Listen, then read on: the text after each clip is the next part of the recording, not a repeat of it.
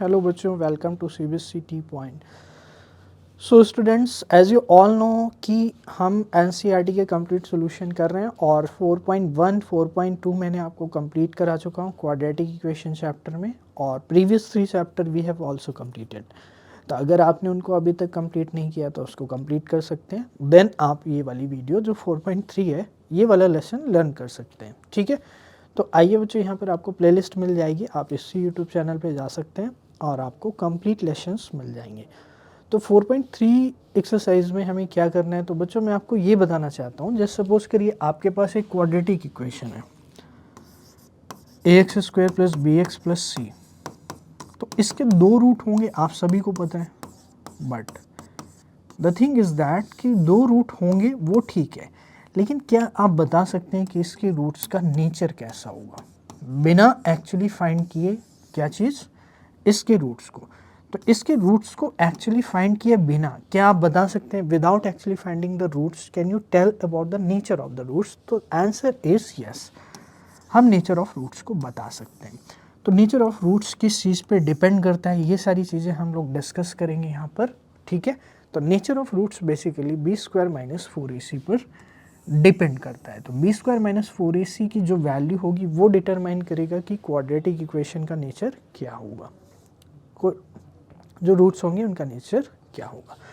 तो ये सारी चीज़ें हम लोग डिस्कस करेंगे। आइए अब हम लोग देखते हैं नेचर ऑफ रूट्स को डिटेल में। तो आइए बच्चों, नेचर ऑफ रूट को हम लोग देखते हैं और नेचर ऑफ रूट क्या होता है इस चीज़ को समझते हैं।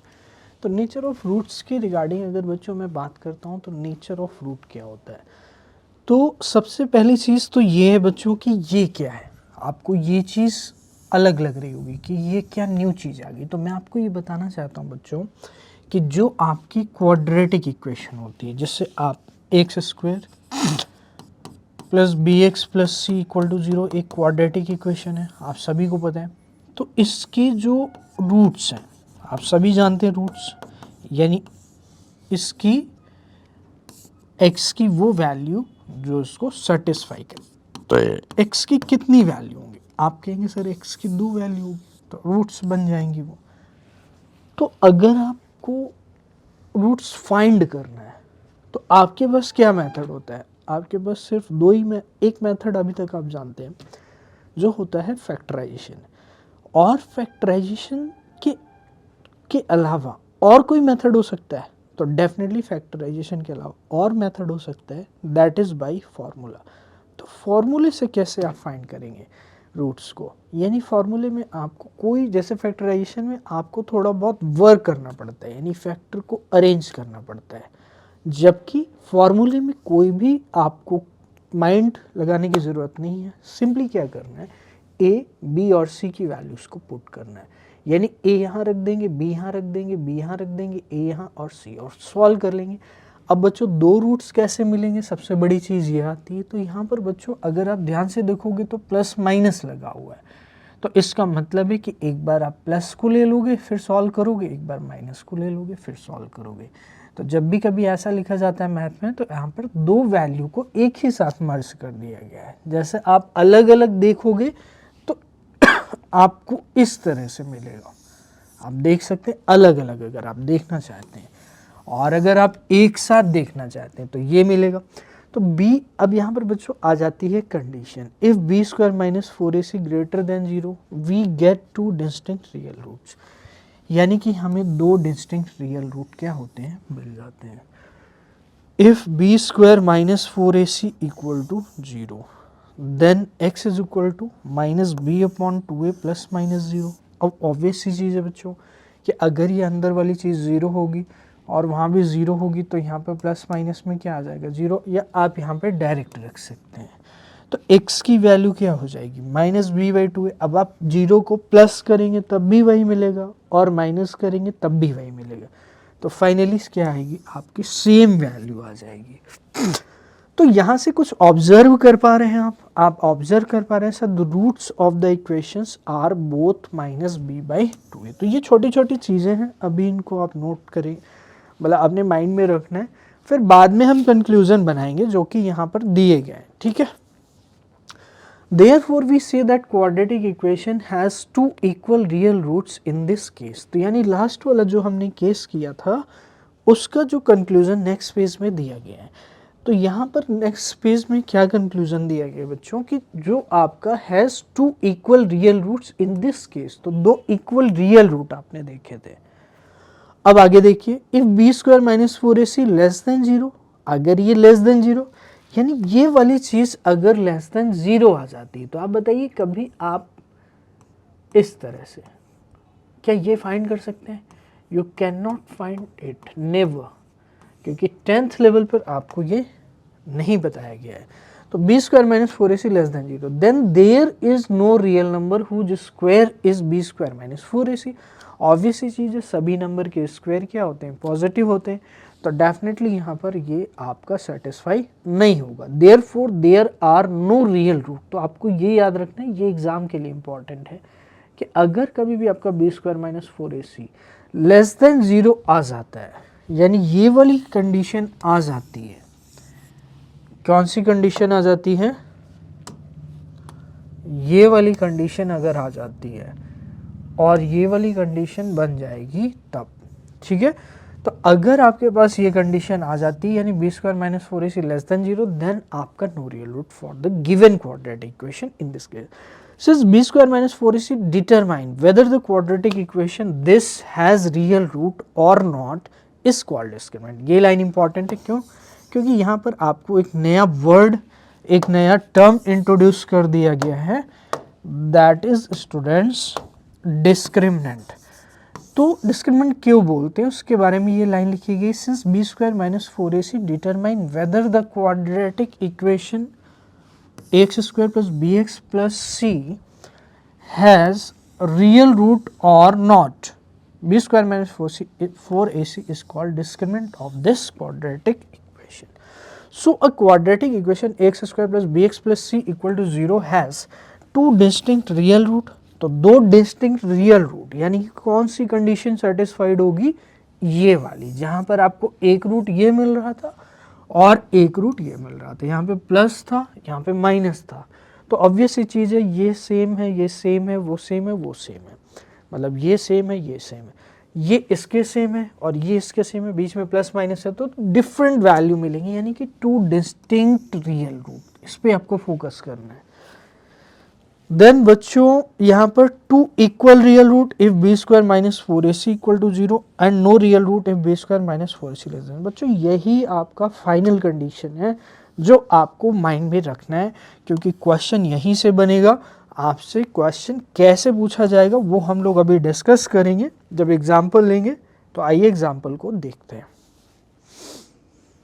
देखिए, find the discriminant of the quadratic equation this and hence find the nature of roots. तो सबसे पहले डिस्क्रिमिनेंट को फाइंड करना है और फिर क्या बताना है? नेचर ऑफ रूट को बताना है। तो डिस्क्रिमिनेंट को फाइंड करेंगे, तो डिस्क्रिमिनेंट क्या था? D B square minus four A C. Quadratic equation क्या है? ये। तो बाई कंपैरिजन आप ए बी सी बता सकते हैं। तो ए कितना है? 2, बी कितना है? -4 और सी कितना है? 3। तो डी आएगा बी स्क्वायर यानी -4 का स्क्वायर -4 इंटू ए यानी ई कितना है? 2 और सी कितना है? 3। तो -4 का स्क्वायर 16 और 4 2 जा 8 3 जा 24। क्या ये कहानी क्लियर है? और ये आ जाएगा -8 जो कि एक निगेटिव नंबर है। और निगेटिव अगर आपका डी होता है तो नेचर ऑफ रूट कैसे होंगे? No real root. आपको याद दिला देता हूं मैं, आप देखिए क्या लिखा है। नो रियल रूट अगर B square minus four A C less then 0 है तो डी से इसको रिप्रेजेंट करते हैं डिस्क्रिमिनेंट। तो आई होप बच्चों ये चीज़ आपको क्लियर हो गई होगी कि यहाँ पे डिस्क्रिमिनेंट डी लेस देन 0 हो रहा है, दैट्स वाई यहाँ पे क्या होगा? नो रियल रूट होगा। आइए हम लोग आगे चलते हैं। हाँ, इट्स अ गुड प्रॉब्लम। तो 8 प्रॉब्लम है ये। A pole has to be erected at a point on the boundary of a circular park. तो कोई भी सर्कुलर पार्क है और diameter of 13 meter in a such a way that the difference of its distances from two diametrically opposite fixed gates A and B। तो बच्चों problem बड़ी है इसलिए ब्रेक कर करके पढ़ना पड़ेगा और डायग्राम को साथ के साथ बनाते जाएंगे। तो आइए सबसे पहले एक सर्कल ले लेते हैं फिर डिस्कस करते हैं। तो प्रॉब्लम इजी है बट आपको देखने में थोड़ा बड़ा लग रहा होगा, तो उसके लिए कोई टेंशन लेने की ज़रूरत नहीं है, ठीक है। तो एक सर्कल मैंने ले लिया है, थोड़ा इसको इधर करेंगे, ठीक है। अब यहाँ पर डायमीटर बनाएंगे। तो डायमीटर बनाने के लिए हमें लाइन को चूज़ करना पड़ेगा और इस तरह से हम इसको क्या बना देंगे, एक डायमीटर बना देंगे। तो इस तरह से क्या बना देंगे, एक डायमीटर बना देंगे।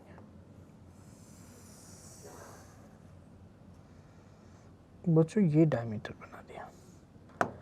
आपको कोई दिक्कत है यहाँ तक? तो डेफिनेटली आप भी बना लेंगे बुक में, अपनी नोटबुक में।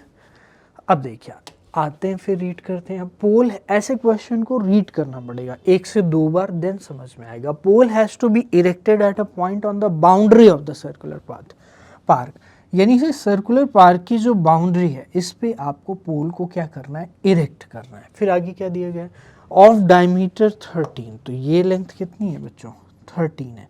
तो इसको मैं लिख सकता हूँ 13 मीटर। यहाँ तक कोई दिक्कत है आपको? नहीं है। In such a way that the difference of its distances from two diametrically opposite point। अच्छा, तो अब ये जो पोल है, मान लीजिए पोल यहाँ पर इरेक्ट किया जाता है। पोल कहाँ पर इरेक्ट किया जाता है, यहाँ पे। तो ये डिस्टेंस जो है और ये डिस्टेंस जो है, इन दोनों का डिफरेंस देखना। अब यहाँ पे आपको की लाइन समझना है कि difference of its distance from two diametrically opposite fixed gates, diametrically fixed A and B on the boundary is 7 metre. तो बाउंड्री की 7 मीटर है, ठीक है। तो ए एंड बी, तो A and B fixed gates A and B on the boundary is 7 metre. तो 7 metre है इन दोनों का डिफरेंस और distances from two fix gates. तो ये ए है, ये डायमेट्रिकली अपोजिट फिक्स्ड गेट है ए एंड बी, और ये पॉइंट क्या है, पी। इस 7 मीटर यानी पी ए और पी बी का डिफरेंस क्या है, 7 है। Is it possible to do so? तो फर्स्ट ऑफ ऑल आपको ये बताना है कि क्या ऐसा करना पॉसिबल है? If yes, at what distance from the two gates should the pole be erected. तो कितनी डिस्टेंस पे पोल को इरेक्ट करना चाहिए, अगर ये पॉसिबल है तो आपको ये भी बताना है। तो आइए एक एक करके अब हम लोग डिस्कस करते हैं। तो बच्चों बहुत ही सिंपल सी चीज़ है ये। अगर आपका 13 है और इन दोनों का डिफरेंस 7 है, तो मैं ये कह सकता हूँ कि यहाँ पर आपको लिखना पड़ेगा कि A and B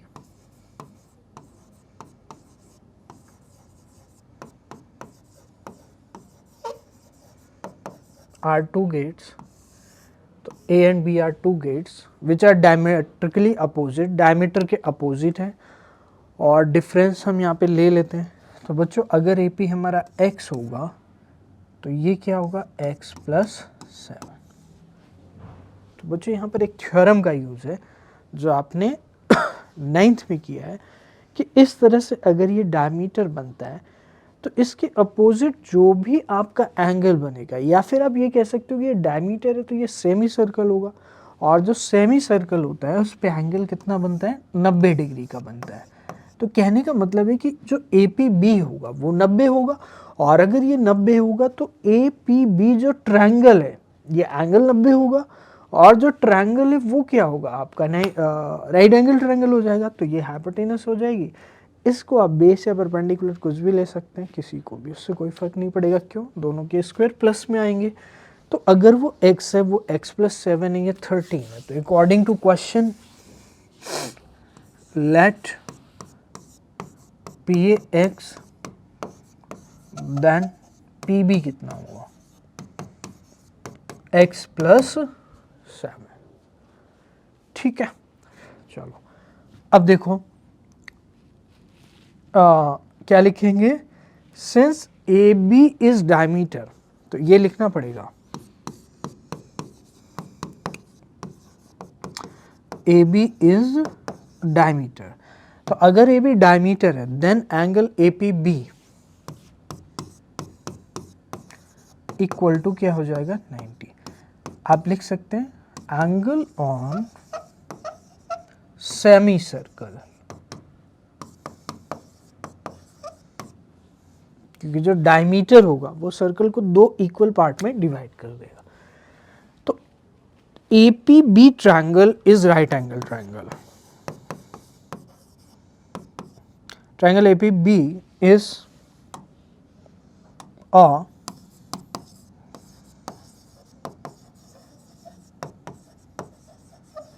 right angle triangle जहां पर A B hypotenuse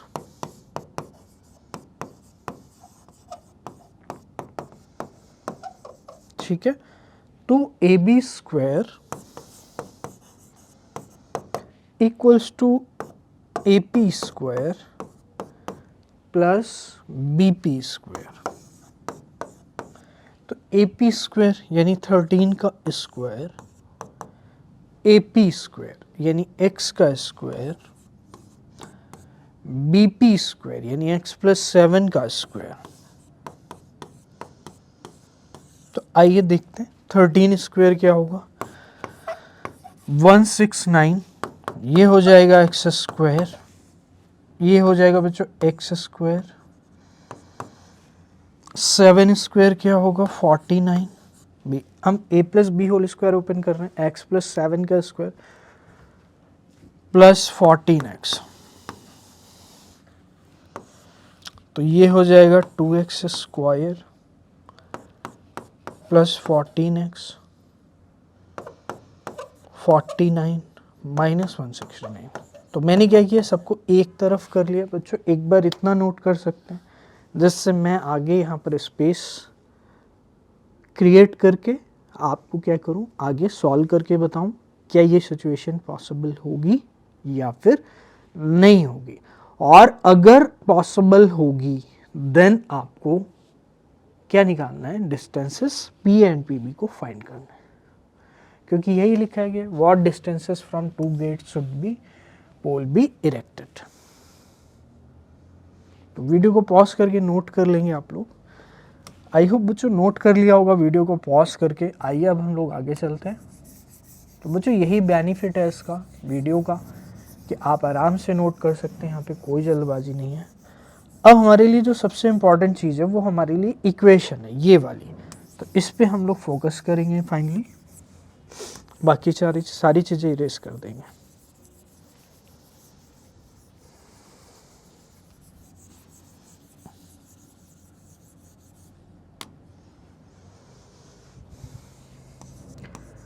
to X square plus 14x minus 120 equal to 0। तो दो कॉमन ले लेंगे बच्चों, दो कॉमन ले सकते हैं क्योंकि 49 169 120 बचेगा, प्लस 7x, तो 2 से डिवाइड कर देंगे X square, 7x minus 60 equal to 0। तो अब देखिए ये हमारे पास इक्वेशन आ गई। अब यहाँ पर करना क्या होता है, जैसे ही ये इक्वेशन आती है इसको सॉल्व नहीं करना होता है, सिर्फ और सिर्फ इसका डिस्क्रिमिनेंट फाइंड करेंगे। और अगर डिस्क्रिमिनेंट आपको रियल वैल्यू के लिए इंडिकेट करता है, यानी रियल वैल्यू कब हो सकती है, दो ही कंडीशन हो सकती है, या तो d ग्रेटर देन और इक्वल टू 0, मतलब कहने का d ग्रेटर देन 0 हो या फिर d इक्वल टू 0 हो, यानी कि स्टार्टिंग वाली दो कंडीशन सेटिस्फाइड हो जाती है तो आगे की तरफ प्रोसीड करेंगे। लेकिन आपसे ये पूछा गया है कि is it possible to do so, तो उसके लिए फॉर पॉसिबिलिटी हम इसको क्या फाइंड करेंगे, डी फाइंड करेंगे। For to check the situation is possible और नॉट, तो बच्चों situation is possible or not? We will check D.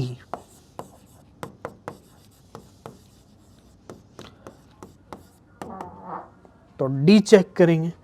तो D क्या आएगा बच्चों, यहाँ पे D मैं यहाँ पे लिख लेता हूँ आपके लिए।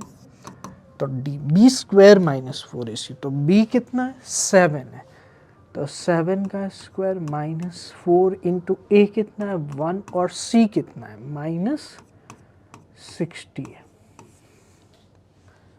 क्या ये चीज़ आपको क्लियर हो रही है students? I hope it is clear. तो डेफिनेटली D क्या आएगा 49 और बच्चों ये 60 है, तो 60 इंटू 4 यानी 240 आ जाएगा। तो D कितना आ जाएगा 289 और D कैसा है ग्रेटर दैन 0। तो अगर D ग्रेटर दैन 0 तो डेफिनेटली इसके रियल रूट एडजस्ट करेंगे तो ये सिचुएशन डेफिनेटली पॉसिबल होगी। ठीक है, तो सिंस अब यहाँ पे लिखना पड़ेगा सिंस D ग्रेटर दैन 0। अब इतना नोट कर लो फिर आगे चलते हैं। तो क्वेश्चन बहुत ही अच्छा है और बहुत ही गुड क्वेश्चन है।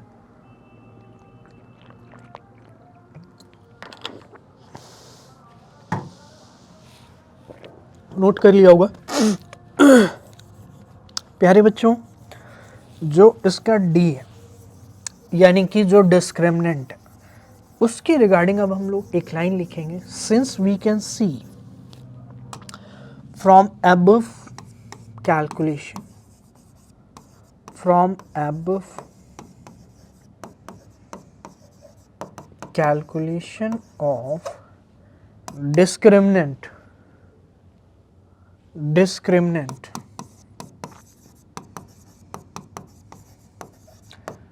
we can see that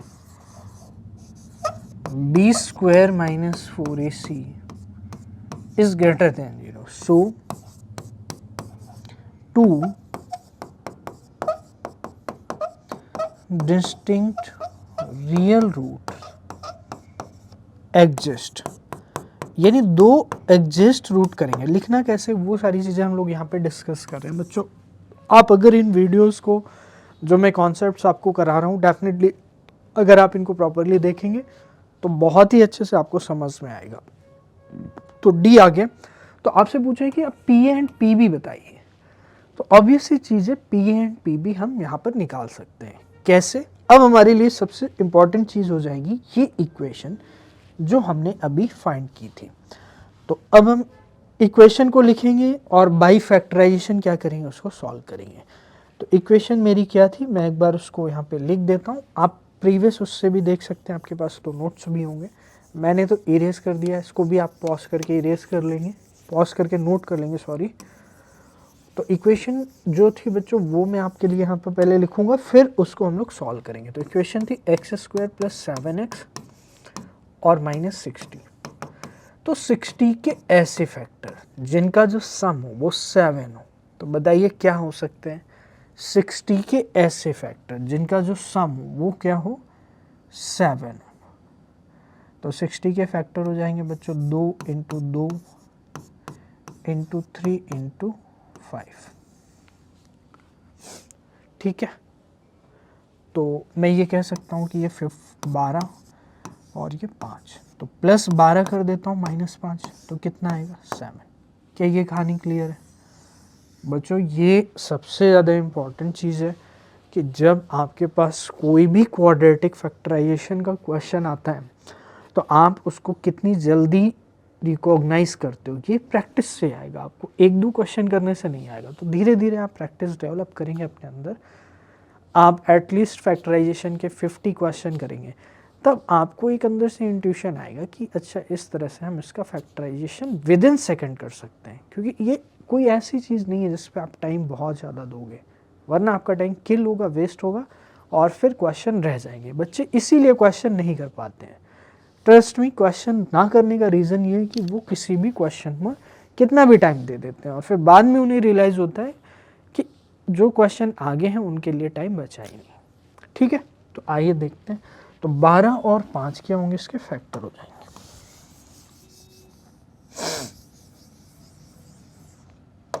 तो x square 12x minus 5x minus 60 equal to 0। तो x common, x plus 12 minus 5 common, x plus 12।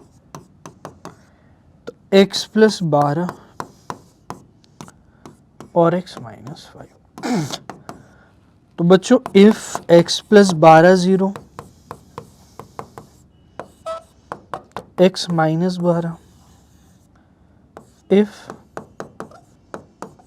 x minus 5 0, then x क्या हो जाएगा।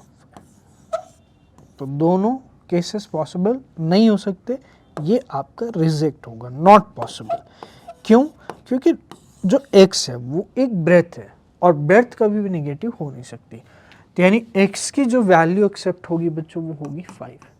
तो x 5 होगा और यहाँ पर 5 प्लस 7 क्या होगा। तो बाद में आपको कंक्लूजन क्या लिखना है, breadth is 5 and length is 12। अब देख लेते हैं कि डिफरेंस कितना है। डिफरेंस ऑब्वियस है 5 एंड 12 का कितना है 7। ओके बच्चों, ये चीज क्लियर हो गई। एक बार इतना नोट कर लीजिए।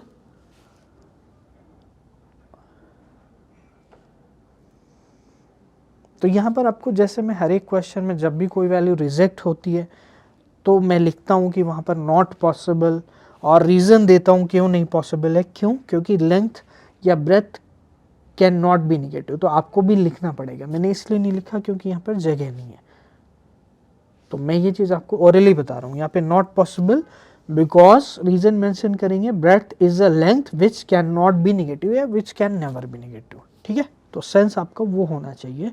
और दूसरी चीज़ जो फाइनल लाइन लिखेंगे वो लिखेंगे x is equal to 5 accepted, और x इज इक्वल टू 5 यानी ब्रेथ हमने x लिया था, तो हेंस ब्रेथ यानी x is equal to 5 and length is equal to 12। तो बच्चों इस तरह से आपका एग्जाम्पल नंबर 8 फिनिश हो जाएगा यहाँ पर। और आइए देखते हैं हमारे पास नेक्स्ट क्या है। नेक्स्ट है बच्चों एग्जाम्पल नंबर 9। तो ये सब आपने नोट कर लिया होगा, आई होप सो, कोई दिक्कत नहीं होगी। लिखने वाला पार्ट आप लोग कर लेना। Find the discriminant of the equation this and hence find the nature of its roots, find them if they are real. तो रियल अगर होंगे तो फाइंड करना है, और find the nature of root भी निकालना है, मतलब नेचर ऑफ रूट क्या होगा और डिस्क्रिमिनेंट भी क्या होगा। चलिए आइए एक एक करके हम लोग इसको डिस्कस करते हैं कि डिस्क्रिमिनेंट क्या होगा। तो क्वाड्रेटिक इक्वेशन है बच्चों 3x square minus 2x plus 1/3, ये क्वाड्रेटिक इक्वेशन है। तो डिस्क्रिमिनेंट क्या होता है, बी स्क्वायर माइनस 4ac। तो कंपेयरिंग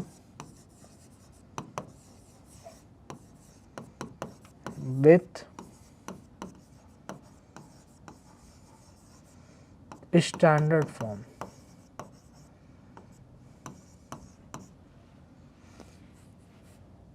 स्टैंडर्ड फॉर्म लिख भी सकते हो, X square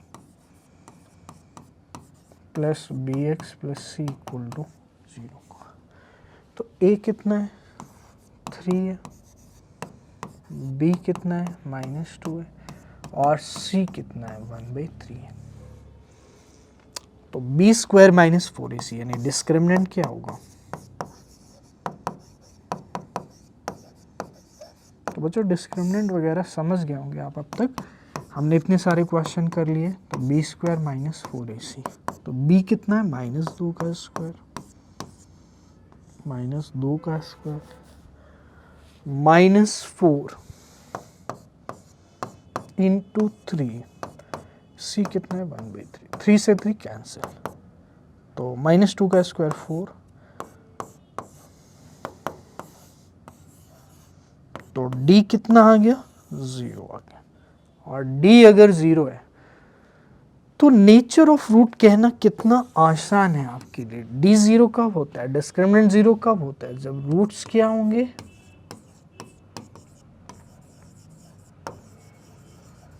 real and equal हो जाएंगे। तो पहली चीज हमारी ये हो गई। तो हमने क्या क्या कर लिया, डिस्क्रिमिनेंट को हमने फाइंड कर लिया जो कि कितना है 0, ठीक है। Hence find the nature of roots को फाइंड कर लिया जो कि क्या है रियल। अब हम फाइंड करेंगे find them if they are real. अब हम रूट्स को फाइंड करेंगे। तो रूट्स को आप फाइंड करेंगे कैसे, जब इक्वेशन लिखेंगे। तो इक्वेशन है हमारी 3x² माइनस 2x प्लस 1/3। तो 3 एलसीएम ले सकते हो या 3 का मल्टीप्लाई कर सकते हो दोनों तरफ। तो ये हो जाएगा 9x² 6x प्लस 1। जब भी कभी दूसरी साइड में ज़ीरो हो तो multiply is the best way. क्यों? ज़ीरो में आप कोई भी चीज़ मल्टीप्लाई करोगे तो ज़ीरो ही आएगा, लेकिन इधर आपकी प्रॉब्लम सॉल्व हो जाएगी, कोई एलसीएम वगैरह लेने की ज़रूरत नहीं होगी। और वैसे भी एलसीएम लोगे तो फिर जो डिनोमिनेटर होगा वो इधर जीरो से मल्टीप्लाई ही होगा। तो हम डायरेक्ट दोनों साइड को क्या करते हैं, मल्टीप्लाई कर देते हैं, जो हमें डिनोमिनेटर में दिखता है उसको हटाने के। अब यहाँ पर देखते हैं मिडिल टर्म स्प्लिट, यानी AC आपका कितना आएगा, 9 आएगा, और 9 के ऐसे फैक्टर जिनका सम -6 हो। तो -3 और -3 बहुत ही ईजीली, तो 9x² minus 3x minus 3x और plus 1, 3x common, 3x minus 1, minus 1 common, 3x minus 1, 3x minus 1 और बच्चों 3x माइनस 1। एक बार प्यारे बच्चों इतना नोट करो जिससे मैं आगे फिर आपको, वैसे आप कर ही लोगे, इसमें ऐसा कुछ है नहीं। अब वहाँ पे आपको दो फैक्टर जीरो कर देने 1/1। तो 3x माइनस 1 जीरो करेंगे तो एक 3x 1 आएगा, x 1/3 आ जाएगा। 3x माइनस 1 जीरो करोगे 3x 1 आएगा, x 1/। क्या ये कहानी आपको क्लियर है?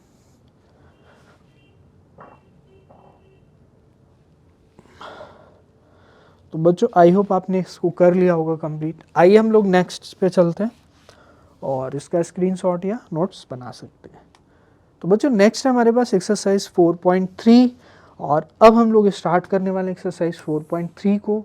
और 4.3 में जो मैंने अभी तक आपको कॉन्सेप्ट्स को डिस्कस किया, ये सारी चीज़ें हम लोग यहाँ पर क्वेश्चन में कैसे अप्लाई होती हैं, इन सारी चीज़ों को हम लोग यहाँ पे डिस्कस करेंगे। ठीक है, तो आइए बच्चों देखते हैं क्वेश्चन नंबर 1 4.3 एक्सरसाइज का। इस क्वेश्चन के थ्रू मैं आपको रिपीट करता हूँ। तो पहली कंडीशन है बच्चों b² माइनस 4ac, जिसे हम डिस्क्रिमिनेंट बोलते हैं। तो इसको क्या बोलते हैं, डिस्क्रिमिनेंट, यानी कि जो चीज़ डिस्क्रिमिनेट करती है कि रूट्स क्या होंगे, यानी नेचर ऑफ रूट्स क्या होगा, इसीलिए इसको डिस्क्रिमिनेंट बोला जाता है। तो डिस्क्रिमिनेंट इसको d से डिनोट करते हैं, और ये जो अंडर रूट के अंदर लिखा था वही होता है b² माइनस 4ac। ठीक है, तो d के टर्म्स में अगर मैं एक्सप्लेन करना चाहता हूँ तो d पॉजिटिव यानी ग्रेटर देन 0 होगा। तो रूट्स कैसे होंगे, रियल एंड डिस्टिंक्ट।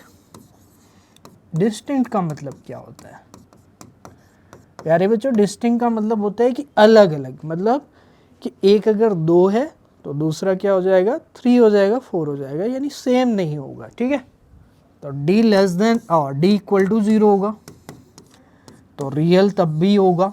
क्यों? क्योंकि आपका जो अंडर रूट के अंदर नंबर है वो पॉजिटिव होगा तब भी रियल होगा, और इक्वल टू 0 होगा तब भी रियल होगा। तो रियल एंड इक्वल होगा, बट वहाँ पे क्या हो जाएगा, इक्वल हो जाएगा। क्यों इक्वल हो जाएगा? क्योंकि आप प्लस करोगे 0 तब भी वही मिलेगा, जैसे आप 2 में 0 प्लस करेंगे तो 2 मिलेगा, और निगेटिव -0 करेंगे तब भी 2 मिलेगा। तो रियल एंड इक्वल की कंडीशन क्या होती है, d इक्वल टू 0। देन बच्चों d लेस देन 0, तो d लेस देन 0 में नो रियल रूट।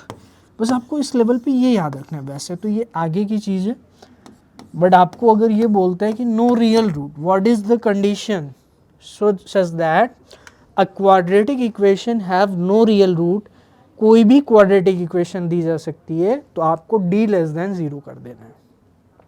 ओके, और d आप सभी जानते हैं क्या होता है, मैंने जैसा कि बताया b² माइनस 4ac। ओके प्यारे बच्चों, तो find the nature of the roots of the following quadratic equation. तो कोई भी क्वाड्रेटिक इक्वेशन का नेचर ऑफ रूट्स निकालना है तो उसके लिए ये चीज़ नेसेसरी एंड सफिशिएंट है कि आप फाइंड कर लें किसको, d को। अगर आप d को फाइंड कर लेते हैं तो डेफिनेटली स्टूडेंट्स आप बता सकते हैं कि नेचर ऑफ रूट्स क्या होगा।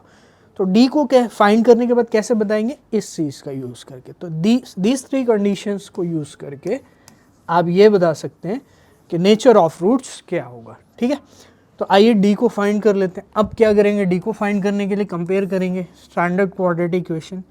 तो ए कितना है 2, बी कितना है -3 और सी कितना है 5 है। ओके स्टूडेंट्स, तो डी फाइंड कर लीजिए। तो डी कितना आएगा, b² -4ac।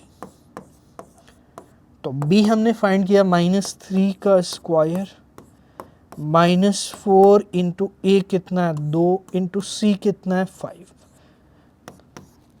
तो ये हो जाएगा 9 -4 2 जा 8 5 जा 40, 4 2 जा 8 5 जा 40। तो बच्चों 9 - 40 कितना होगा, -31। तो -31 कैसा नंबर है, लेस देन 0 है। तो d लेस देन 0 है, वी कैन सी। तो यहाँ पर क्या कंडीशन हो जाएगी आपकी, नो रियल रूट। तो बच्चों ये हो गया आपका फर्स्ट पार्ट। यहाँ पर आपको जो फर्स्ट पार्ट में रूट्स मिलने वाले हैं वो यहाँ पर कोई भी रियल रूट नहीं होगा, ये आपको समझना है। क्यों नहीं होगा, क्योंकि बच्चों यहाँ पर d जो है वो निगेटिव आ रहा है, और d निगेटिव मैंने आपको एक्सप्लेन किया बहुत अच्छे से कि d लेस देन 0 अगर होगा तो वहाँ पे क्या मिलेगा, नो रियल रूट मिलेगा आपको। तो नो रियल रूट। तो जब यहाँ पर आपको ये बोला है कि find the nature of roots of the quadratic if the real root exist, तो यहाँ पे रियल रूट तो एग्जिस्ट ही नहीं कर रहे, तो आप उनको फाइंड भी नहीं कर पाएंगे। और अगर रियल होते यानी d ग्रेटर देन 0 या इक्वल टू 0 होता तो मैं उसको क्या करता, फाइंड करता। तो बच्चों ये नोट कर लीजिए एक बार, फिर हम लोग आगे चलते हैं। बहुत ही सिंपल सी चीज़ है बच्चों, पूरी एक्सरसाइज d पे बेस्ड है, तो आपको d पे ही फोकस रखना है।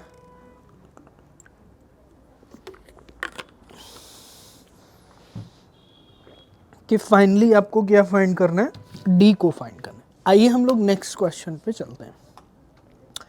जैसे बच्चों ये क्वेश्चन है, find the nature of the roots of the following quadratic equation. तो वही स्टेटमेंट है, if they are real, if they exist. तो if the real root exist यानी कि रियल रूट अगर एग्जिस्ट करता है, देन फाइंड देम, उनको फाइंड करना है। तो डी फाइंड करेंगे। तो डी की आई होप तीनों कंडीशन आपको याद हो गई होगी। ठीक है, तो इस तरह से हम लोग डी को एक दो क्वेश्चन में और अप्लाई करेंगे। तो डी हमारा डिस्क्रिमिनेंट होता है ना, तो डी फाइंड करेंगे। तो फाइंड द डी, b²। अब बताइए compare with the standard form, ये आपको लिखना पड़ेगा।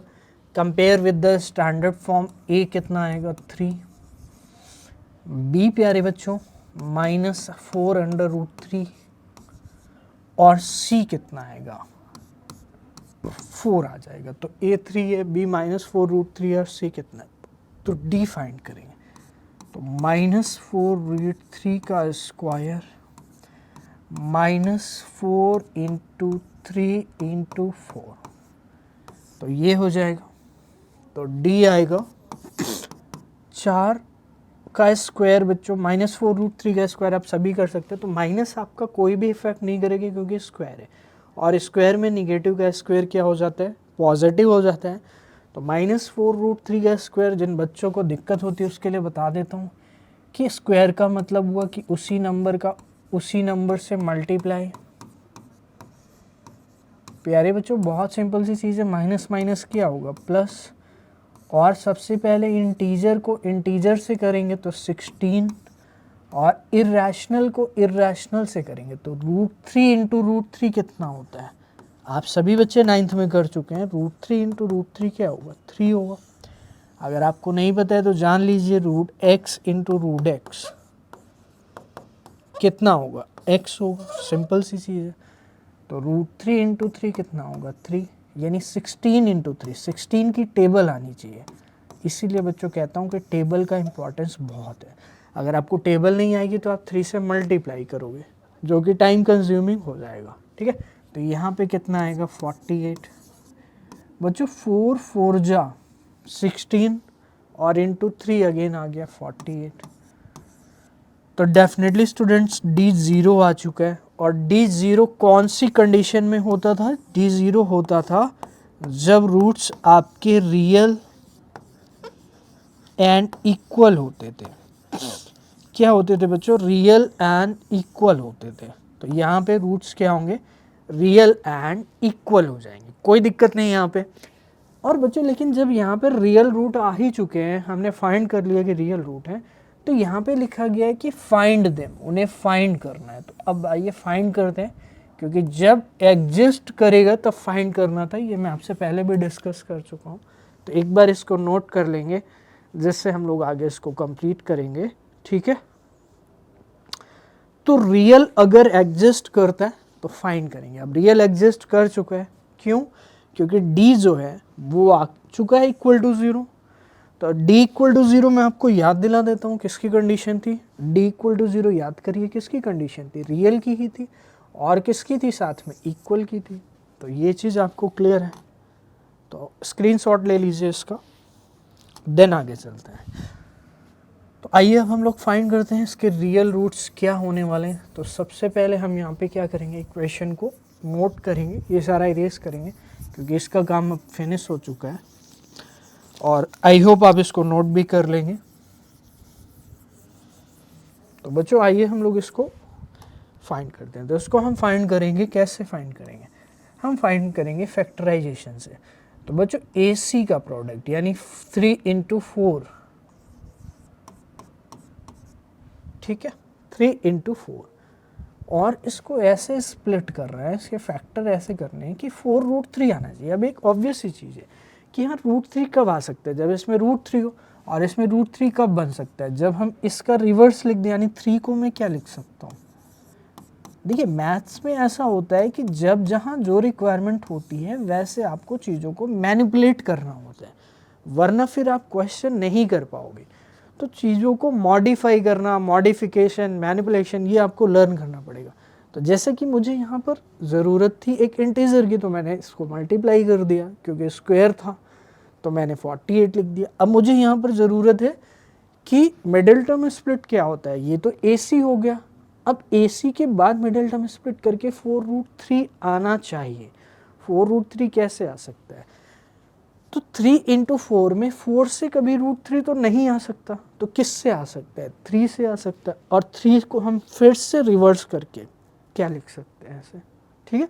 तो प्रीवियस पार्ट से इसका कोई रिलेशन नहीं है, बट हमें 3 को √3 की फॉर्म में लाना था, तो इसलिए हमने ऐसा किया। ओके, आई होप ये चीज़ क्लियर हो गई होगी। तो अब यहाँ पे 2 के फैक्टर करेंगे, तो इसको लिख सकते हैं √3 × √3 × 2 × 2। तो 1 2 आप इसको दे दोगे और 1 2 इसको दे दोगे, तो 2√3 और 2√3। ठीक है प्यारे बच्चों, तो आइए देखते हैं 3x²। तो बच्चों 3x² के बाद माइनस, इसको स्प्लिट करेंगे, तो स्प्लिट ऐसे ही करेंगे, 2√3 और 2√3, तो -2√3x -2√3x + 4 = 0।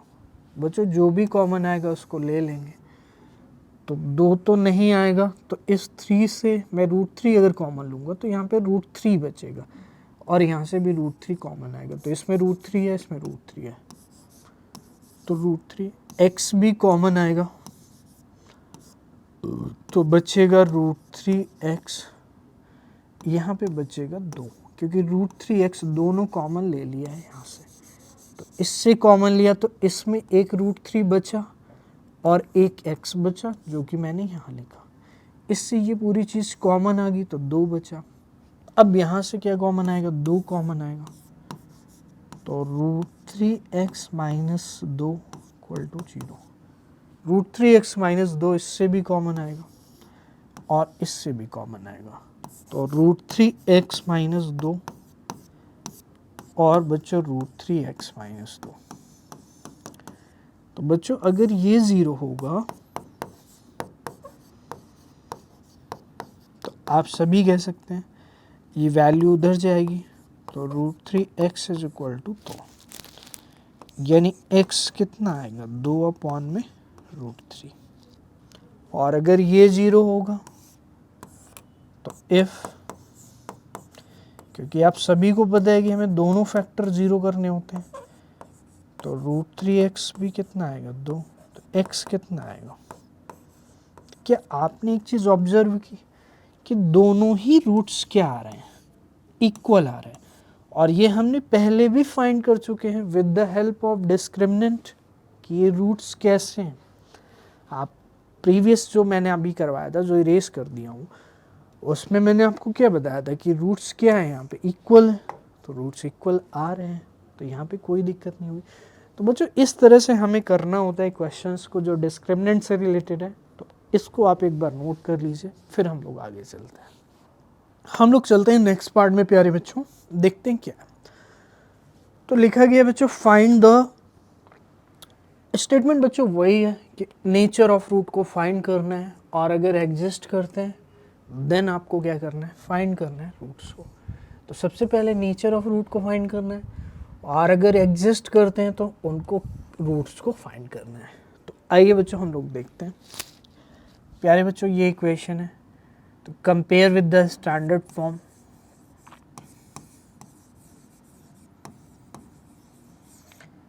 Comparing with the standard form। Standard form क्या होती है? X square. तो बच्चों ये एग्ज़ाम में लिखने का तरीका है जो मैं आपको बता रहा हूँ। तो आई होप आपको अब तक समझ में आ गया होगा कि लिखना कैसे होता है एग्ज़ाम में। ठीक है स्टूडेंट्स, तो जब आप A X square plus B X plus C से कंपेयर करोगे तो इस तरह से उसको यहाँ लिख देना। तो एक्स स्क्वायर का कॉफिशिएंट क्या है? 2 है, और यहाँ पे ए है, तो ए इक्वल टू कितना होगा? 2। देन बी हमेशा विथ साइन -6। इतना आई होप आपको आता होगा। अब नाउ डिस्क्रिमिनेंट डी को फाइंड करेंगे, जो कि क्या होगा? B square minus 4ac।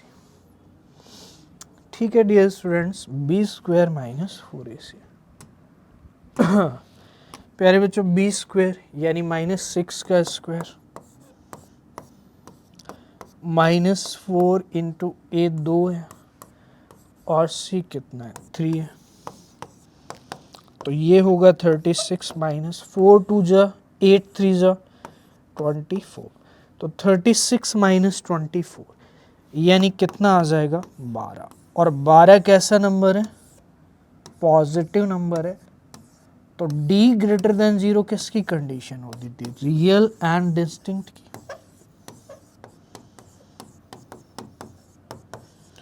तो यानी कि रियल डिस्टिंक्ट का मतलब डिफरेंट होंगे, d पॉजिटिव है। तो आई होप स्टूडेंट्स यहाँ पे ये चीज़ आपको क्लियर हो गई कि नेचर ऑफ रूट क्या होगा। So the nature of root since the B square minus 4ac is greater than 0। आपको यहाँ पे लिखना पड़ेगा लैंग्वेज कि आप लिख लोगे, आई होप। मैं आपको बता देता हूँ कि जो बी स्क्वायर माइनस 4ac है वो ग्रेटर देन 0 है, since greater than 0 so the roots will be. तो द मैंने यहाँ पे 2 बार लिख दिए हैं, just a second. So the roots will be, उसके बाद क्या लिखेंगे? Real and distinct. तो ये चीज़ क्लियर होगी। अब आपसे ये बोला है कि if they are real then find them. तो एक बार इसको नोट कर लीजिए, फिर हम लोग फाइंड करते हैं।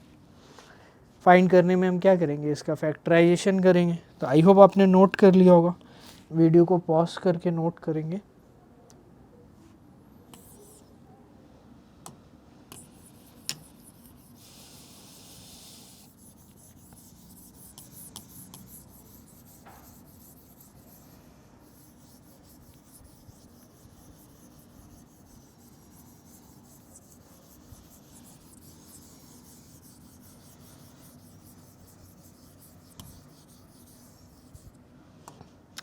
तो आइए मिडिल टर्म में स्प्लिट कर देते हैं। तो 2 और 3 है बच्चों।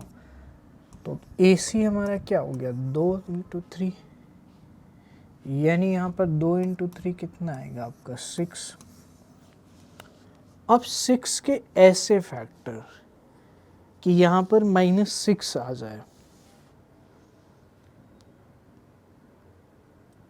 तो क्या पॉसिबल हो सकते हैं 6 के ऐसे फैक्टर, ठीक है, 6 के ऐसे फैक्टर जिससे -6 आ जाए? तो डेफिनेटली स्टूडेंट्स आप कितनी भी कोशिश करेंगे 6 के ऐसे फैक्टर पॉसिबल नहीं हो पाएंगे।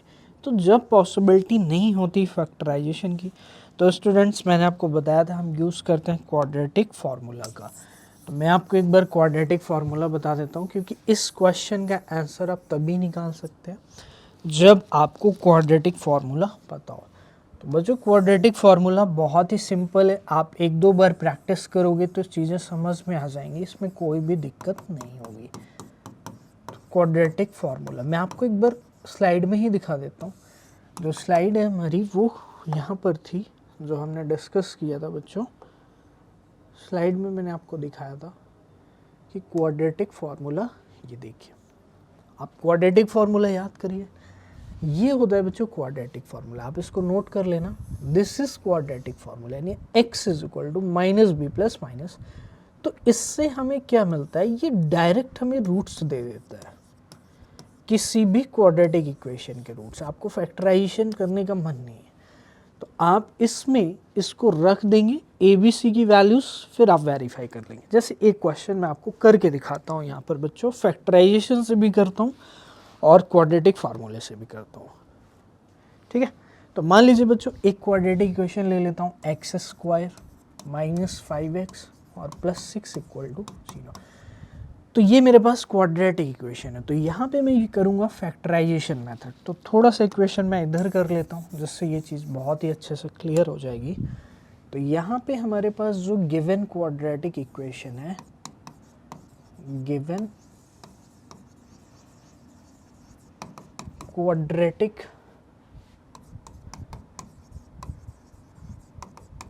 इक्वेशन, तो उसको हम करेंगे फर्स्ट ऑफ ऑल, जिससे क्वाड्रेटिक फार्मूला का जो कॉन्सेप्ट है वो क्लियर हो जाए। तो पहले करेंगे फैक्टराइजेशन से, देन हम करेंगे बाय यूजिंग क्वाड्रेटिक फार्मूला।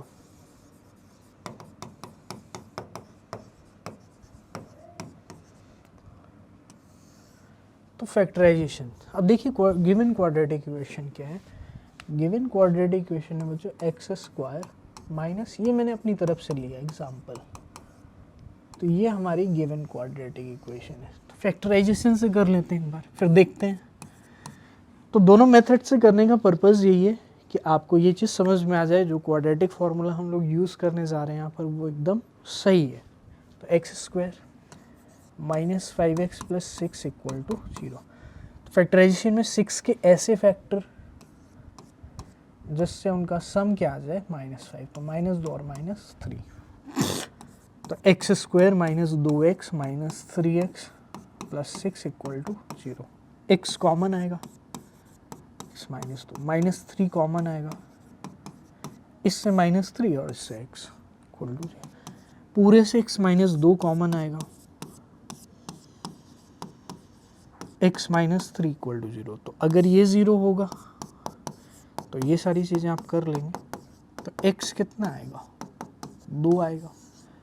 और अगर x -3 0 होगा तो x कितना आएगा, 3 आ जाएगा, ठीक है। ये चीज़ क्लियर हो गई।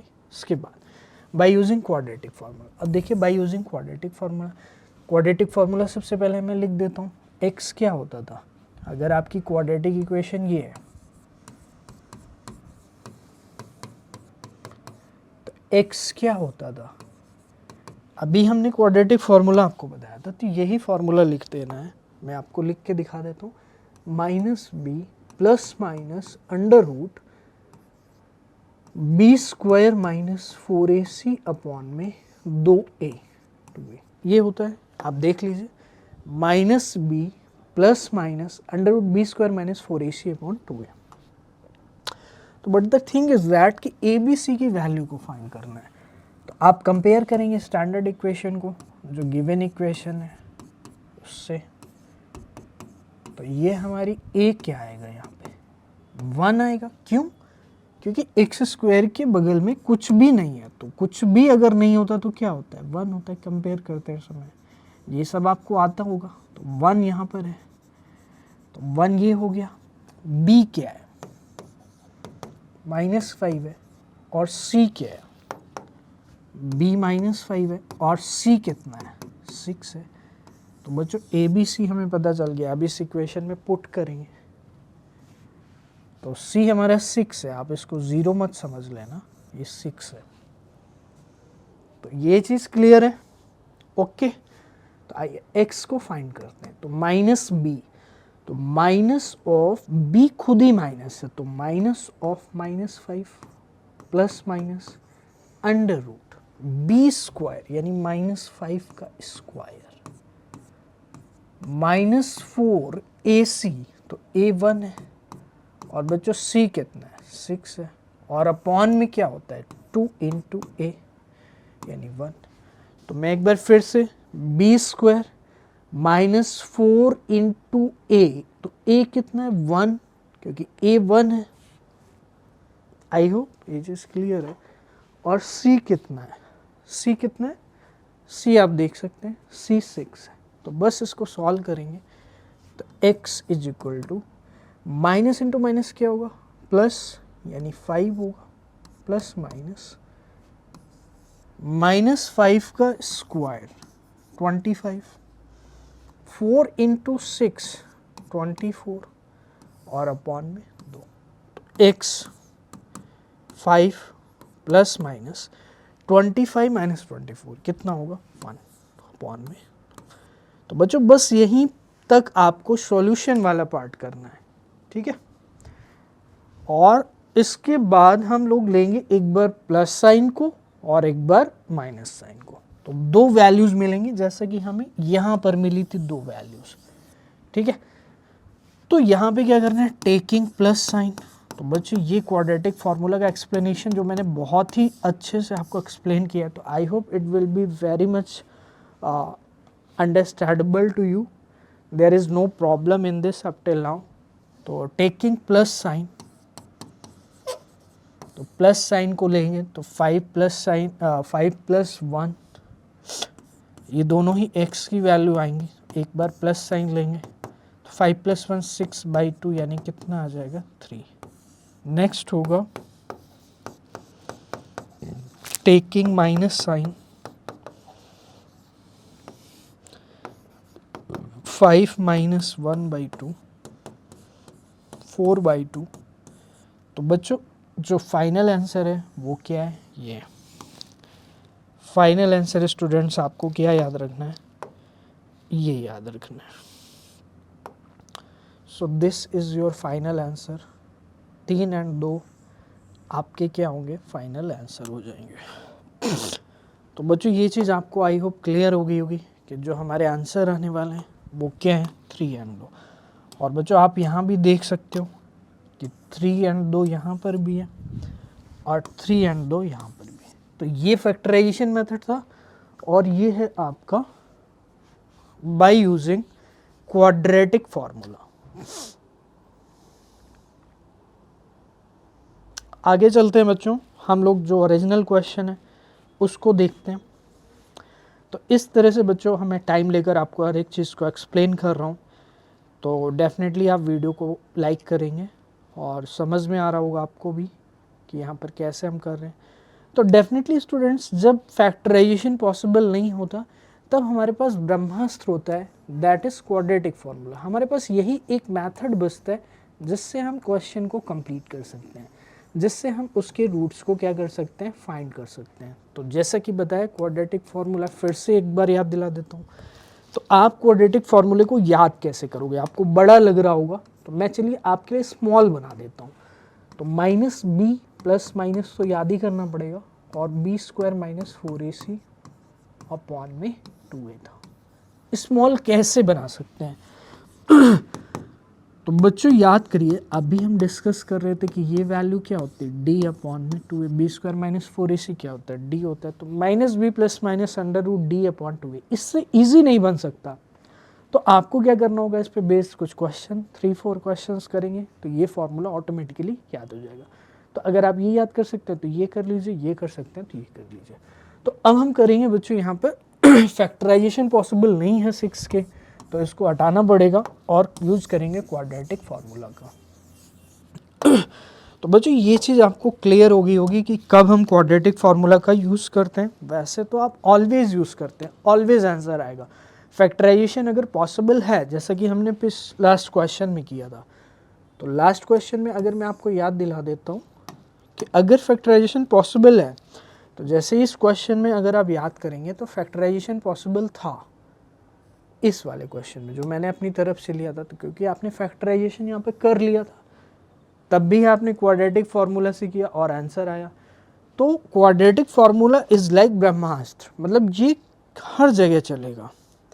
तो क्वाड्रेटिक फार्मूला आप तब भी यूज़ कर सकते हैं जब फैक्टराइजेशन पॉसिबल हो, और तब भी यूज़ कर सकते हैं जब फैक्टराइजेशन पॉसिबल नहीं होगा। तो यहाँ पर हम लोग ये चीज़ जान चुके हैं कि फैक्टराइजेशन पॉसिबल नहीं है, और अगर फैक्टराइजेशन पॉसिबल नहीं है तो हमें किसका यूज़ करना पड़ेगा, क्वाड्रेटिक फार्मूला का यूज़ करना पड़ेगा। तो आइए अब हम लोग यूज़ करते हैं। तो सबसे पहले क्या करेंगे, कंपेयर करेंगे विद द स्टैंडर्ड फॉर्म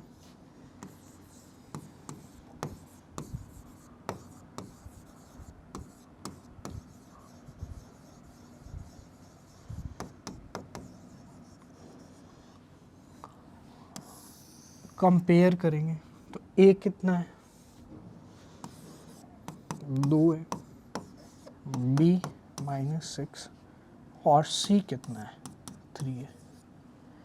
तो x quadratic formula, x apply करेंगे, -b यानी -6 प्लस माइनस √b² -6 का स्क्वायर -4 इंटू ए कितना है, 2 और सी कितना है, 3 अपॉन में कितना है, 2a यानी 2 इंटू में कितना है, ए कितना है, 2। तो ये हमारा अप्लाई हो गया है। यहाँ पे लिख देंगे बाय यूजिंग क्वाड्रेटिक फार्मूला। आप बड़े में लिख देंगे, मैं शॉर्ट में लिख दिया हूँ। तो लिखने वाला step is not a big deal, I hope you can do it. तो x को फाइंड करेंगे, तो माइनस ऑलरेडी लगा था, माइनस यहाँ पर है तो प्लस हो जाएगा, यानी 6 प्लस माइनस अंडर रूट के अंदर वाले नंबर को क्या करेंगे, सॉल्व करेंगे। तो बच्चों जब अंडर रूट के अंदर वाले नंबर को सॉल्व करेंगे तो 6 का स्क्वायर कितना होगा, 36।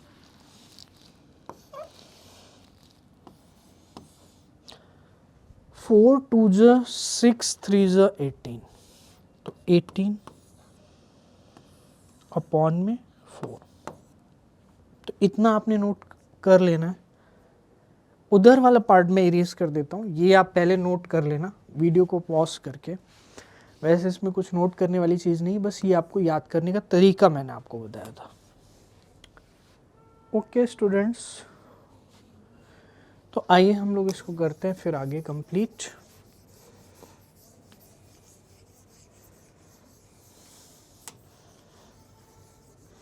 प्यारे बच्चों सिंप्लीफाई करना है बस, तो लास्ट स्टेप यहाँ पे लेकर करेंगे। तो x की वैल्यू आएगी 6 प्लस माइनस 36। तो बच्चों यहाँ पे एक छोटी सी मिस्टेक मुझे माफ़ करना, वो ये है कि 24 होगा। क्या होगा, 24। क्यों, क्योंकि 4 2 8 3 क्या होता है, 24। तो 36 माइनस 24, 36 माइनस 24 कितना आएगा। देखिए आपने क्या निकाला था, d, इसके पहले आपने d 12 ही निकाला था और वही आ गया है 4। तो बच्चों ये फाइनली आ गया है, बट इसको क्या और सिंप्लीफाई कर सकते हैं, तो डेफिनेटली और सिंप्लीफाई कर सकते हैं।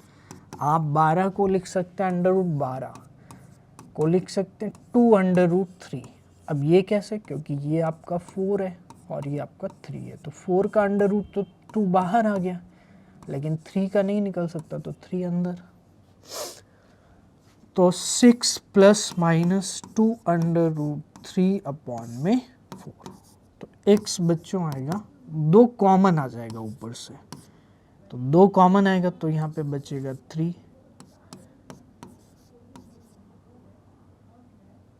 Plus minus √3/4। तो 2 से काट देंगे 2 बार, 3 प्लस माइनस √3/2। तो एक बार प्लस साइन ले लेंगे और एक बार माइनस साइन ले लेंगे।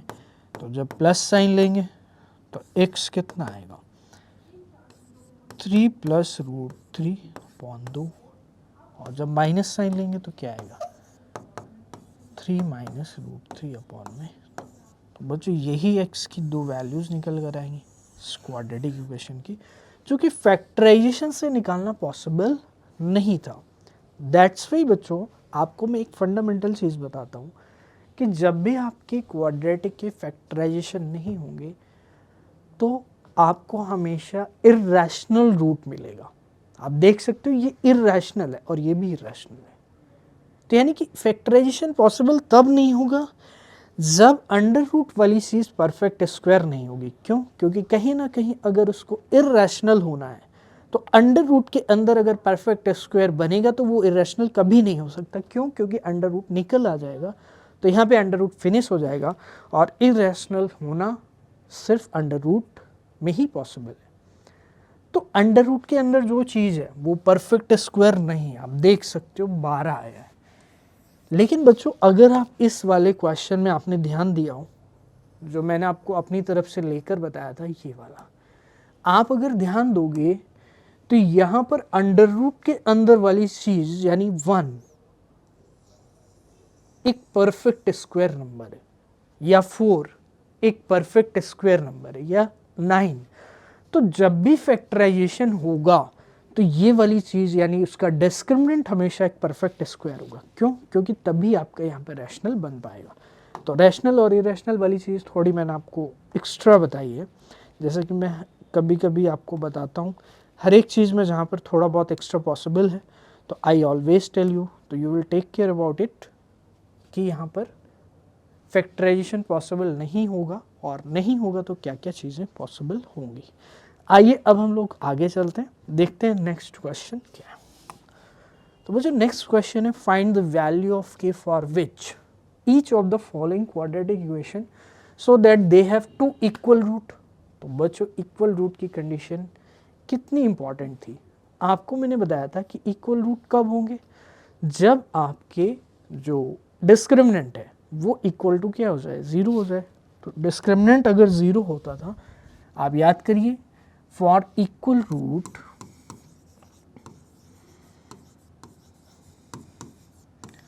जो डिस्क्रिमिनेंट होता था यानी d, वो इक्वल टू क्या हो जाता था, तभी तो वहां पे 2 इक्वल वैल्यू मिलती थी, और वो क्या होती थी, -b/2 है। आप याद करिए यही तो होता था।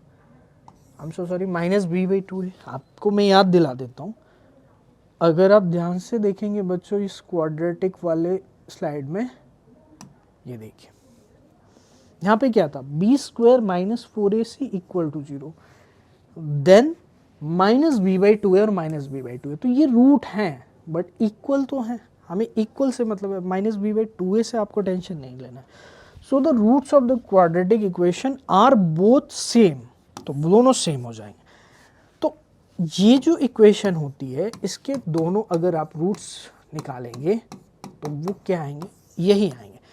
तो बस आपको याद रखना, -b/2 है, आपको थोड़ा सा आर्बिट सा लग रहा होगा कि ये क्या है, तो बस आपको ये याद रखना है कि -b/2 इक्वल रूट की कंडीशन है कब, जब क्वाड्रेटिक इक्वेशन ये होती है। अब क्वाड्रेटिक इक्वेशन में a b तो कांस्टेंट है ना, तो कहीं ना कहीं x की जो वैल्यू आएगी वो क्या आएगी, आपकी रैशनल आ सकती है या फिर इंटीजर आ सकती है। ठीक है, तो ये होती इक्वल रूट की कंडीशन।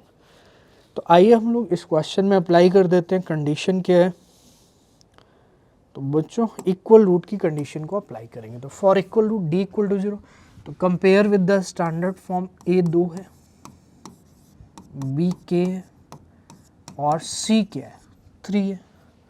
तो a 2 है, b k है और c क्या है, 3 है। कंपेयर कर लेंगे तो d हमारा क्या होना चाहिए, b² - 4ac, तो b² क्या होगा, k² -4, a कितना है 2 और c कितना है 3। तो ये इक्वल टू किसके होना चाहिए, 0। तो के स्क्वायर माइनस 4 2 ज़ा 8 3 ज़ा 24, तो के स्क्वायर हमारा किसके आएगा 24। तो के क्या आएगा बच्चों, प्लस माइनस अंडर रूट 24। ये आप ये भी लिख सकते हैं कि के क्या आएगा, 24 क्या होता है, आप कह सकते हैं कि 4 इंटू 6 होता है, तो आप लिख सकते हैं plus minus 2 root 6। It's not a big deal for you. तो बच्चों रूट 24 को आप ये लिख सकते हैं ना, तो 2 रूट 6, और वही चीज़ हमने यहाँ पे रख दी है, क्योंकि जो रूट के अंदर परफेक्ट स्क्वायर नंबर मल्टीप्लाई में हैं वो बाहर आ सकते हैं विद देयर स्क्वायर रूट, और क्योंकि 6 बच जाएगा, क्योंकि 6 किसी भी नंबर का परफेक्ट स्क्वायर नहीं होता है, जबकि जो 4 है वो परफेक्ट स्क्वायर होता है। ठीक है, तो ये चीज़ें क्लियर हो गई आपको। आई होप बच्चों ये चीज़ आपको क्लियर हो गई होगी। एक बार इसको नोट कर सकते हैं। फाइंड द वैल्यू ऑफ के निकालनी थी, तो हमने के निकाल लिया for each of the following quadratic equation so that they have 2 equal roots. तो आई होप बच्चों आपने इसको नोट कर लिया होगा। अब आइए अब हम लोग नेक्स्ट पार्ट को देखते हैं बच्चों। नेक्स्ट पार्ट हमारा क्या है, तो dear students find the value of k. तो यहाँ पर भी आपको के की वैल्यू को ही फाइंड करना है for each of the following quadratic equation so that they have equal root. तो बच्चों यहाँ पर इक्वल रूट आपको करने के लिए फाइंड करना है। तो यहाँ पे बच्चों क्या होगा, के एक्स का मल्टीप्लाई होगा अंदर, तो के एक्स स्क्वायर माइनस 2 के एक्स प्लस 6 इक्वल टू 0। तो डी की वैल्यू यहाँ पे क्या आएगी, बी स्क्वायर, यानी ए हमारा कितना है के, बी कितना है माइनस 2 के, और सी कितना है 6 है। तो b होगा माइनस 2k का स्क्वायर माइनस 4 इंटू ए के है, और c कितना है 6 है। तो d कितना होगा 4k स्क्वायर माइनस 24k, और ये इक्वल टू किसके हो जाएगा 0। तो बच्चों यहाँ पर आपको so that they have 2 equal root, तो इसीलिए इक्वल टू 0 किया है। इक्वल टू 0 आप समझ गए होंगे क्यों किया है। तो यहाँ पर d हमारा ये हो गया, यहाँ पे लिखेंगे बच्चों फॉर इक्वल रूट,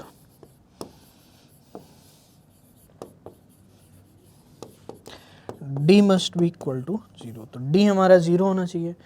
तो d हमारा क्या है बताइए, आप कहेंगे 4k स्क्वायर, यानी 4k कॉमन आ गया, तो k माइनस 6 इक्वल टू 0।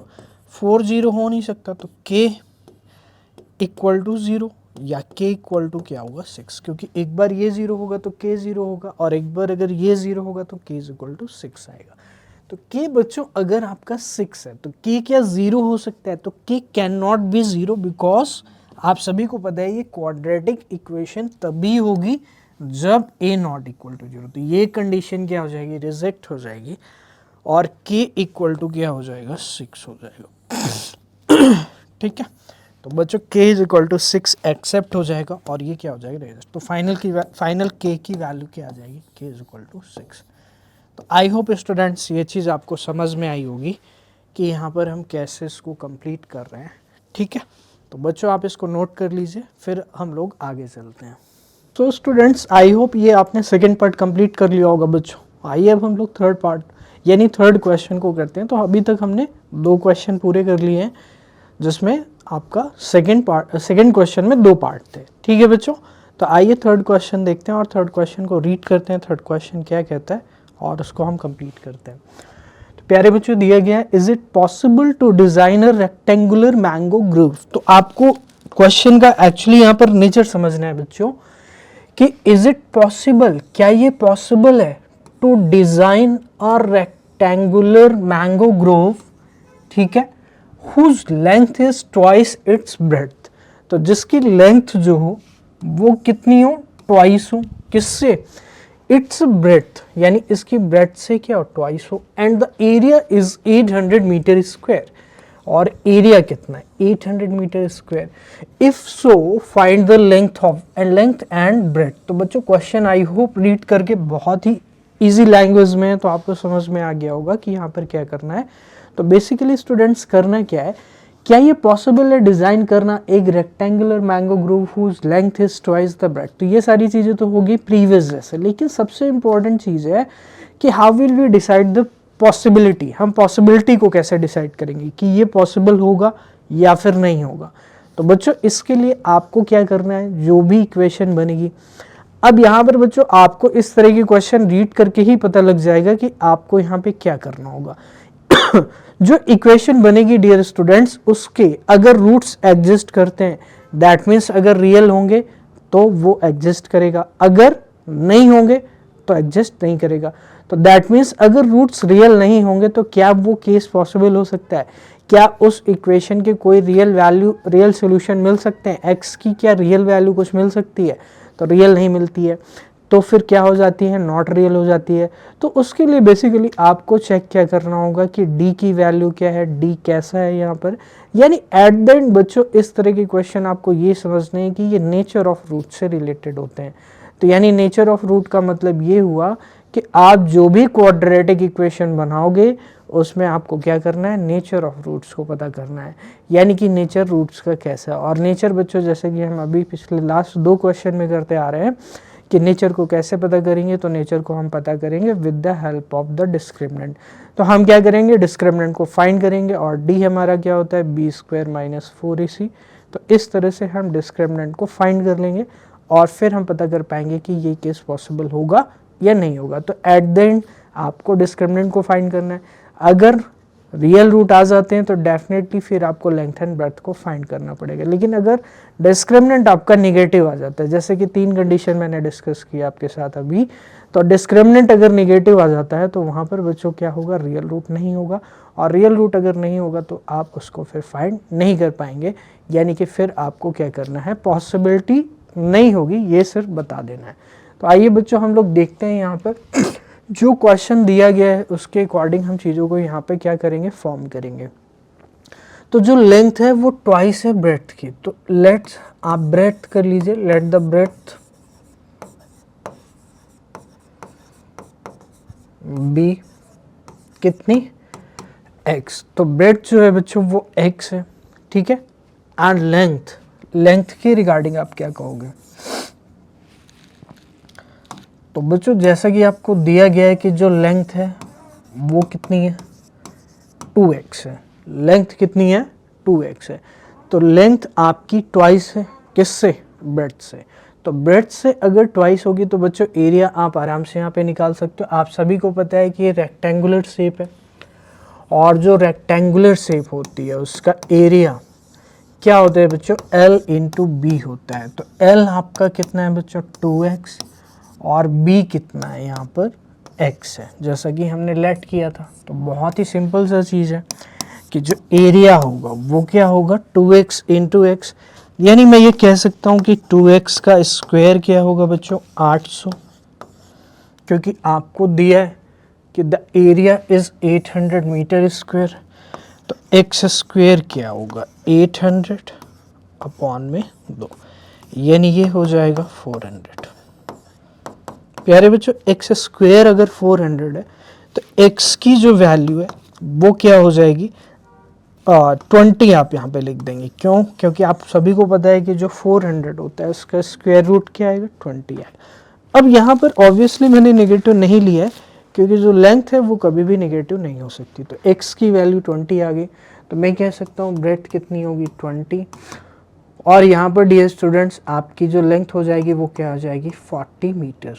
तो इस तरह से बच्चों आपको यूनिट ज़रूर मेंशन करना है, तो यही आपका क्या हो जाए। तो एक सिंपल सी क्वाड्रेटिक इक्वेशन बनी जिसमें b 0 है और c 0 है। तो इसके लिए कोई फैक्टराइजेशन वगैरह करने की कोई ज़रूरत नहीं पड़ेगी आपको यहाँ पे, क्योंकि डायरेक्टली आपको x यहाँ पर मिल जाएगा। सिर्फ आपको क्या करना है, स्क्वायर को अंडर रूट में इधर लेकर के आ जाना है। तो बहुत ही सिंपल सा क्वेश्चन था। आई होप स्टूडेंट्स ये आपने समझ गए होंगे कि मैंने यहाँ पर कैसे किया है। तो आइए अब हम लोग नेक्स्ट पार्ट को करते हैं, नेक्स्ट यानी क्वेश्चन नंबर 4 को करते हैं। लेकिन आप इसको क्या करेंगे, नोट कर लेंगे पहले।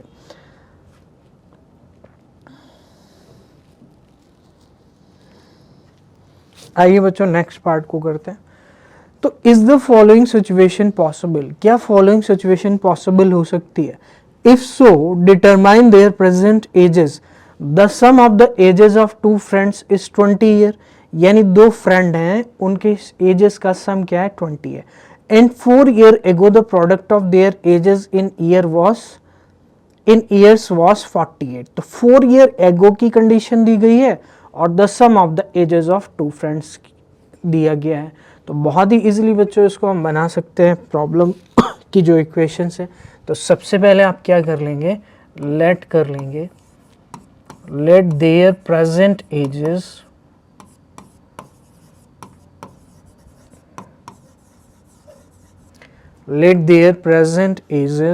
बी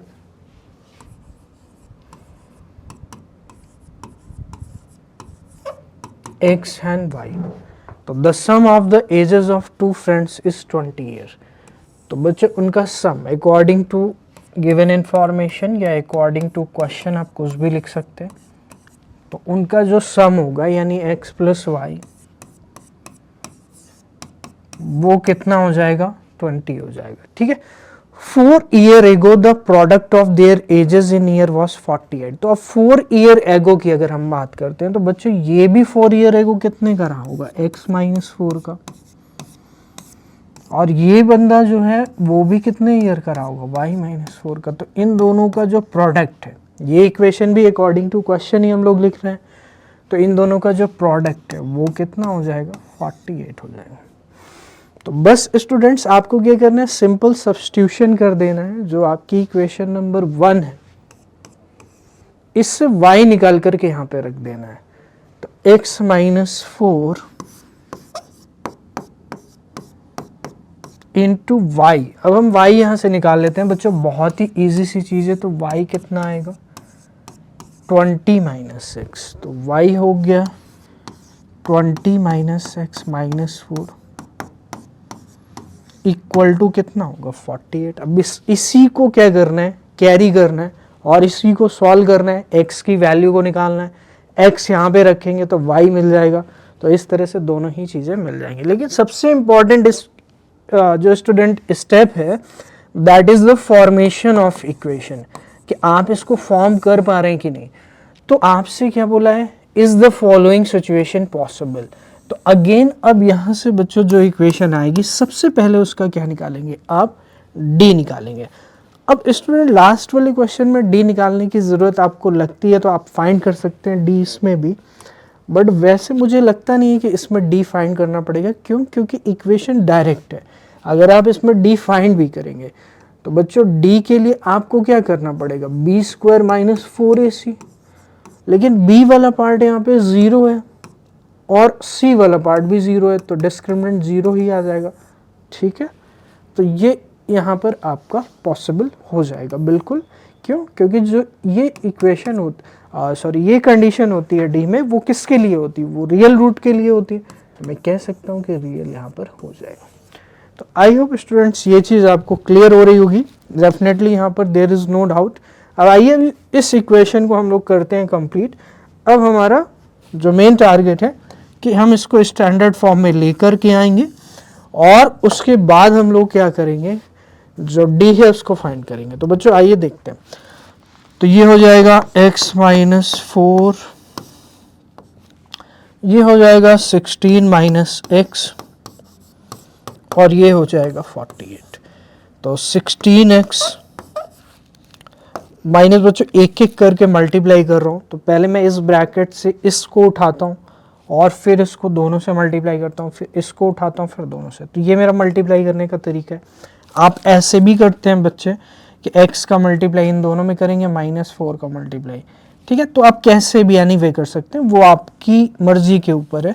तो 16x, क्योंकि आंसर में कोई भी फर्क नहीं पड़ेगा। तो 16x माइनस 64 और प्यारे बच्चों minus x into x minus x square and plus क्या होगा 4x और इक्वल हो जाएगा 48 के। तो बच्चों बस आप कांस्टेंट को एक तरफ कर लीजिए, तो 48 उधर है तो 48 इधर आएगा। तो डेफिनेटली स्टूडेंट्स जो रिमेनिंग पार्ट है मैं उसको यहाँ पे करूँगा। तो डेफिनेटली सबसे पहले हम माइनस एक्स स्क्वायर को लिखेंगे, देन देखेंगे x का पार्ट कितना है। तो 16 यहाँ पे, 4x यहाँ पे। तो 20x और 64 माइनस 48, तो आराम से करेंगे 64 और 48 दोनों माइनस में, तो पहले प्लस करके बाद में हम क्या लगा देंगे माइनस। क्यों? क्योंकि ये वैल्यू प्लस में है तो इधर आएगी तो माइनस में हो जाएगी। तो 64 यानी 8 and 4 कितना होगा 12, 1 आएगा, 6 4 10 11। तो बच्चों ये हो जाएगा आपका -112 इक्वल टू 0। तो ये हमारी स्टैंडर्ड अभी भी नहीं है तो माइनस हम कॉमन ले लेंगे। तो definitely students x square minus 20x plus 112 equal to 0। प्यारे बच्चों ये हमारी इक्वेशन है। अब आप इससे क्या करेंगे, d को कैलकुलेट करेंगे और देखेंगे क्या d रियल आ रहा है, और अगर d रियल आ रहा है तो ये सिचुएशन पॉसिबल होगी, और d रियल नहीं आ रहा है तो पॉसिबल नहीं होगी, तो हम उस चीज़ को फिर डिटरमाइन भी नहीं कर पाएंगे। तो on the basis of the d we will declare all the things कि d हमारा क्या है। तो d निकाल लेते हैं। तो d निकालने के लिए बच्चों सबसे पहले आप a b c को यहाँ पे कंपेयर कर लेंगे। तो एक बार मैं ये चाहता हूँ कि आप ये नोट कर लो, जिससे मैं थोड़ा सा वहाँ पे स्पेस कम है तो यहाँ पे हम प्रॉपरली कंप्लीट कर पाएंगे इसको। ठीक है स्टूडेंट्स, प्यारे बच्चों कर लीजिए इसको कंप्लीट।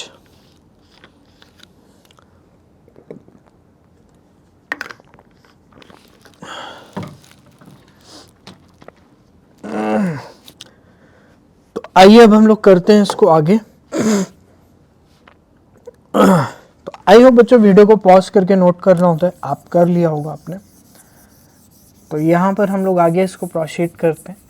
तो फाइनली मेरे पास इक्वेशन जो है इसको मैं यहाँ पे लिख लूँगा और उसके बाद मैं डिस्क्रिमिनेंट को फाइंड करूँगा, और on the basis of the discriminant I will declare कि हमारा यहाँ पर क्या होने वाला है। ठीक है प्यारे बच्चों, आइए देखते हैं। तो एक्स स्क्वायर माइनस 20x और प्लस 112। ए हमारा बच्चों कितना है 1 है, बी कितना है -20 है, और सी कितना है 112 है। तो डी निकालेंगे तो बी स्क्वायर माइनस 4ac, तो डी क्या होगा बी स्क्वायर -20 का स्क्वायर -4 इंटू ए कितना है 1 इंटू सी कितना है 112। तो -20 का स्क्वायर बच्चों क्या होगा 400 होगा, प्लस का होगा क्योंकि माइनस का क्या हो जाता है स्क्वायर में प्लस हो जाता है। और बच्चों ये -4 इंटू 1 इंटू 112, तो मैं कह सकता हूँ 4 इंटू 1 तो 4 ही होगा, और इंटू 112 करेंगे तो 4 2 जा 8, 4 1 जा 4, 4 1 जा 4, तो ये हो जाएगा -48। अब बच्चों d हमारा देख सकते हैं लेस देन 0 आ गया। तो लेस देन 0 क्या इंडिकेट करता है कि नो रियल रूट होंगे। तो डियर स्टूडेंट्स अगर यहाँ पर नो रियल रूट है तो डेफिनेटली आप कह सकते हैं कि यहाँ पर आप क्या करेंगे डिटरमाइन नहीं कर पाएंगे। क्यों? क्योंकि यहाँ पर कोई भी रियल रूट एग्जिस्ट नहीं करेगा। उसका रीज़न ये है कि जो d आया है आपका वो निगेटिव आ चुका है, तो यानी कि this situation can not be possible. तो लिखेंगे the situation can not be possible because the equation quadratic equation is having no real root. यहाँ पर डिस्क्रिमिनेंट इसका क्या हो जाएगा 0 हो जाएगा।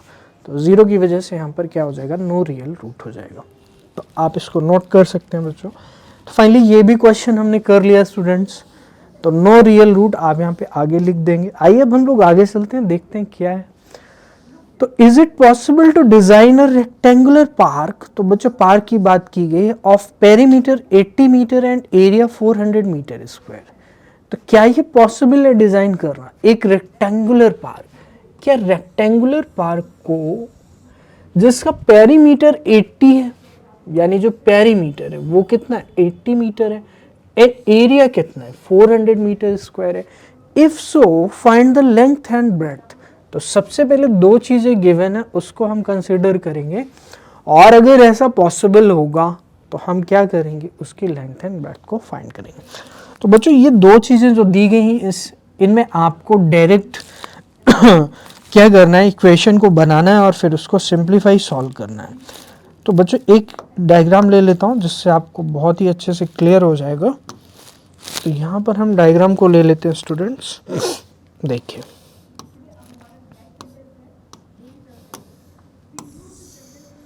तो ये रेक्टेंगुलर पार्क मैंने ले लिया है और इसको कर देते हैं इधर, जिससे हमें स्पेस मिल जाएगा। तो यहाँ पर बच्चों जो लेंथ है आप उसको क्या लेट कर लो, अभी फ़िलहाल के लिए थोड़ी देर के लिए x लेट कर लो, और जो उसकी ब्रेड्थ है उसको थोड़ी देर के लिए आप क्या लेट कर लो, y लेट कर लो। तो x एंड y हो गया। अब पेरीमीटर, आप मुझे बताइए अगर ये रेक्टेंगुलर पार्क है तो इसका पेरीमीटर किसके इक्वल होगा? आप सभी जानते हैं 2 into l plus b. Perimeter क्या होता है? 2 इंटू एल प्लस बी। तो पेरीमीटर क्या होगा? दैट मीन्स 2 इंटू एल को मैंने x लिया है और b को क्या लिया? y लिया है, और वो इक्वल है 80 के। एरिया 400 मीटर स्क्वायर, यानी एरिया जो फर्स्ट इक्वेशन तो ये बनेगी, सेकंड क्या बनेगी? एरिया। अब बताइए एरिया क्या होता है? एरिया होता है L into b. What is area of the rectangle? That is L into b, यानी x इंटू वाई। कितना होगा बच्चों? 400। तो ये हमारे पास कहानी आ जाती है। अब इसके बाद बच्चों हम क्या करेंगे, एक इक्वेशन से y की वैल्यू को फाइंड करें, मतलब y की वैल्यू निकालेंगे और इसमें पुट करेंगे, जैसे कि हम सब्स्टिट्यूशन में करते थे। सब्स्टिट्यूशन मेथड आपको पता होगा। तो बच्चों यहाँ पर देख लेते हैं, इसको y निकालते हैं। तो सबसे पहले मुझे बताइए x प्लस वाई की अगर हम बात करें तो 80 अपॉन में कितना आएगा? 2, यानी कितना आएगा? 40 आएगा। तो यानी कि x प्लस वाई कितना आएगा? 40 आएगा। तो definitely students it is clear to you. तो x प्लस वाई कितना आएगा? 20 आएगा, सॉरी 40 आएगा। तो मैं कह सकता हूँ y कितना आएगा? 40 माइनस एक्स आ जाएगा। बच्चों y कितना आ जाएगा? 40 माइनस एक्स आ जाएगा। तो I hope it is clear and very much visible to you.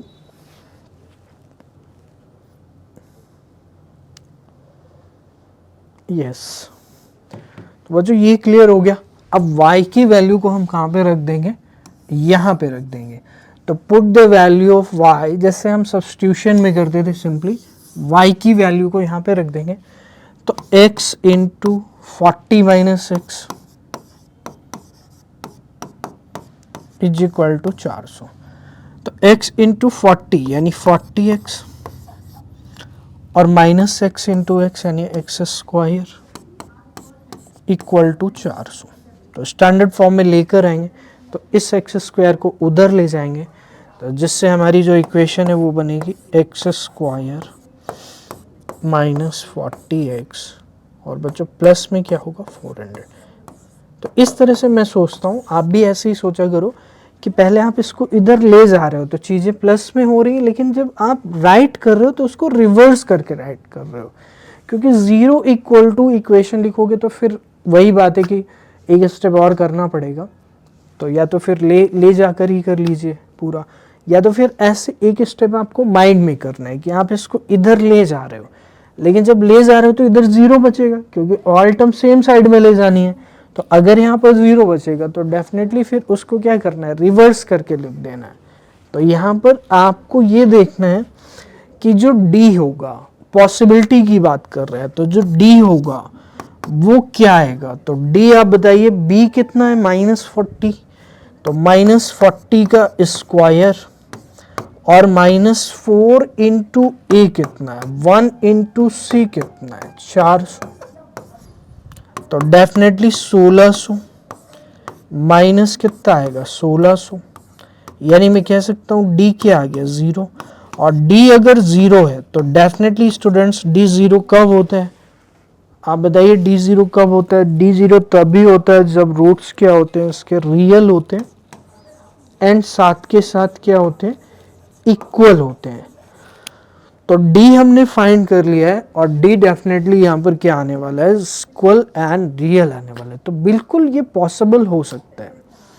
तो अब हम क्या करेंगे? लेंथ एंड ब्रेड्थ की वैल्यू को फाइंड करेंगे, यानी x की वैल्यू को फाइंड करेंगे। लेकिन before that I want you to note it down up till now.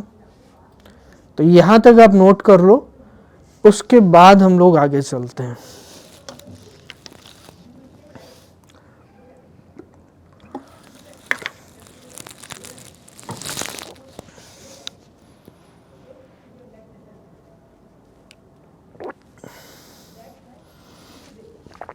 I hope प्यारे बच्चों आपने नोट कर लिया होगा इसको, वीडियो को पॉज करके। तो अब हम लोग इस इक्वेशन को रखेंगे यहाँ पे, हमें d पता चल गया कि इक्वल टू 0 है। इसका मतलब है कि ये सिचुएशन पॉसिबल हो सकती है, और अगर ये पॉसिबल हो जाएगी तो डेफिनेटली फिर हम क्या करेंगे, इसको जो लेंथ एंड ब्रेड्थ है उसको फाइंड कर लेंगे। ठीक है, तो आइए देखते हैं। ठीक है बच्चों,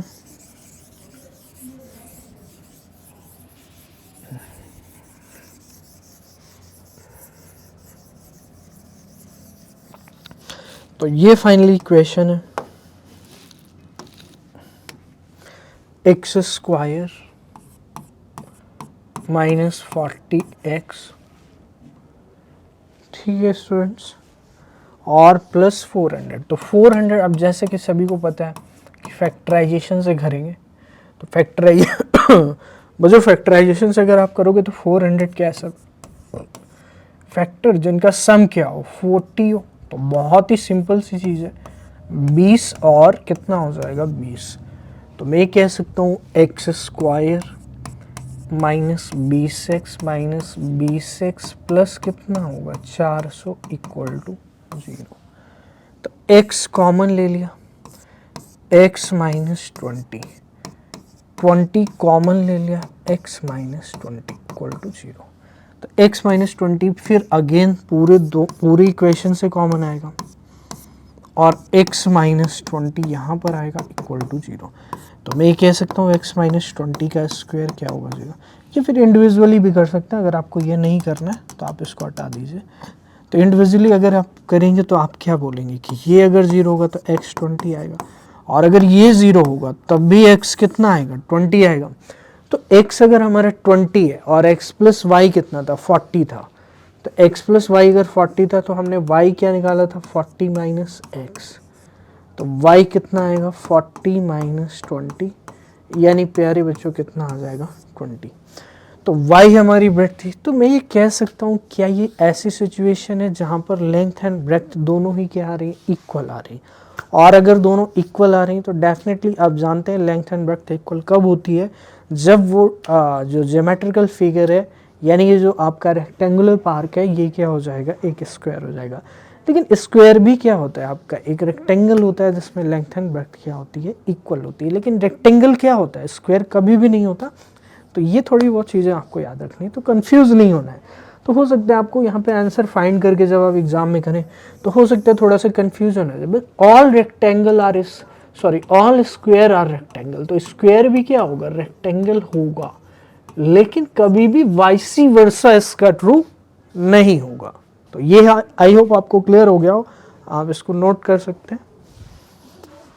ओके, तो बच्चों डेफिनेटली यहाँ पर लेंथ एंड ब्रेड्थ क्या आ जाएगी आपकी 20 एंड 20 आ जाएगी, यहाँ तक आपको कोई दिक्कत नहीं होगी। तो बच्चों ये हमारी फिनिश हो जाती है 4.3 एक्सरसाइज, और डेफिनेटली हमने ऑल एक्सरसाइज को कंप्लीट कर लिया क्वाड्रेटिक इक्वेशन में। तो आपको बच्चों डेफिनेटली ये एक्सरसाइज बहुत ही अच्छे से समझ में आई होगी, और मैं उम्मीद करता हूँ बच्चों इस तरह के जो सॉल्यूशंस की जो मैं करवाता हूँ ये आपको काफ़ी ज़्यादा हेल्पफुल होंगे। आप इसको अपने फ्रेंड्स के साथ शेयर कर सकते हैं, अगर उनको दिक्कत आ रही है सॉल्यूशन में तो डेफिनेटली फिर इसको यहाँ से कंप्लीट कर सकते हैं। ठीक है बच्चों, तो इस तरह से आप वीडियोस को शेयर कीजिए, लाइक कीजिए और चैनल को सब्सक्राइब कीजिए। अगर आपको अच्छा लगता है वीडियो तो डेफिनेटली आप अपने फ्रेंड्स और जो भी आपके नोन स्टूडेंट्स हैं उनके साथ शेयर कर दीजिए। तो बच्चों 4.3 we have completed exercise wise अगर आपने कंप्लीट कर लिया है, और अगर आपको कुछ समझ में नहीं आया तो फिर आपको ये करना पड़ेगा कि वीडियो को दोबारा देखना पड़ेगा, या फिर आपको क्या करना पड़ेगा थ्योरी में अगर कोई डाउट है तो थ्योरी वाली वीडियो को रेफर करना है। ठीक है, चलिए मिलते हैं बच्चों नेक्स्ट चैप्टर में, दैट इज़ अरिथमेटिक प्रोग्रेशन। तो तब तक के लिए बाय, गॉड ब्लेस यू। ठीक है, take care, thank you so much.